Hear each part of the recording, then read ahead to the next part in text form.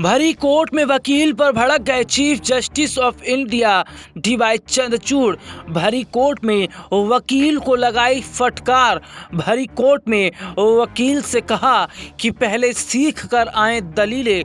भारत के मुख्य न्यायाधीश सीजेआई ने सोमवार को एक वकील को अदालती शिष्टाचार का पाठ पढ़ा दिया, जो भारत के पूर्व मुख्य न्यायाधीश रंजन गोगोई के खिलाफ आंतरिक जांच की मांग कर रहा था। चीफ जस्टिस के सामने वकील अपनी याचिका के बारे में बात बता रहा था, तभी डीवाई चंद्रचूड़ ने वकील से कहा कि बेंच के सवाल का जवाब देते वक्त ये ना कहें, इसके बजाय यस यस यस कहें। चीफ जस्टिस के बोलने के बाद वकील ने तुरंत माफ़ी मांगी और अपनी दलीलें पेश करना जारी रखा, लेकिन वह फिर से लड़खड़ा गया और सीजेआई को जवाब देते वक्त या का इस्तेमाल किया। सीजेआई ने फिर विनम्रता से कहा या का इस्तेमाल ना करने की याद उन्होंने दिला दी।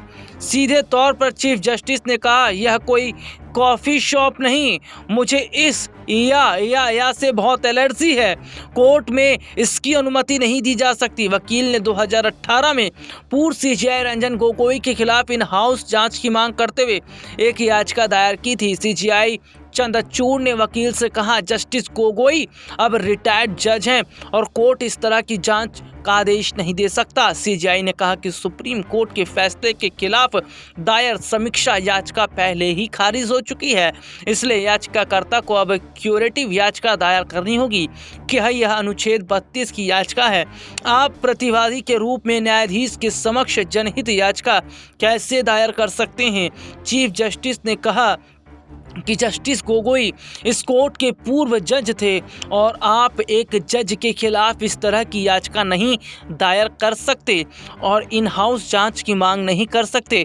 इस पर याचिकाकर्ता वकील ने कहा, लेकिन जस्टिस गोगोई ने उस बयान पर भरोसा करते हुए मेरी याचिका खारिज कर दी, जिसे मैंने अवैध होने के कारण चुनौती दी थी। मेरी कोई गलती नहीं थी। मैंने गुजारिश की थी कि वह श्रम कानूनों की जानकार कैसे बेंच के समक्ष मेरी समीक्षा याचिका पेश करेंगे, लेकिन ऐसा नहीं हुआ और इसे खारिज कर दिया गया।